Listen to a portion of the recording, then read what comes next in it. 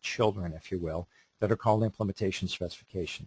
Conduct an accurate and thorough assessment of potential risks and vulnerabilities to the confidentiality, integrity, availability of EPHI held by the covered entity.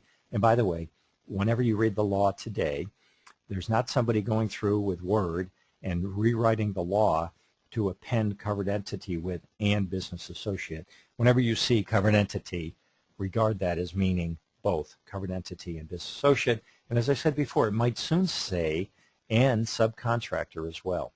So two different things, evaluation versus risk analysis. Let me contrast them in a slightly different way.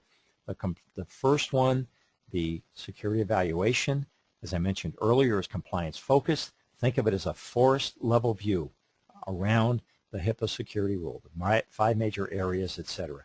The question is, where do you stand? Are you in compliance, out of compliance? How much work do you need to do to close the gaps to become compliant? The risk analysis, on the other hand, on the right-hand side, is focused on your exposures. And if I use the metaphor of forest to describe the first one, you can think about the second one as being about getting down into the trees and weeds, and you do a detailed inventory, and you look at threats and vulnerabilities and controls for each one of those assets, et cetera, et cetera. Both are important, both necessary, both part of a compliance roadmap. But again, our focus today is going to be on the high-level compliance assessment.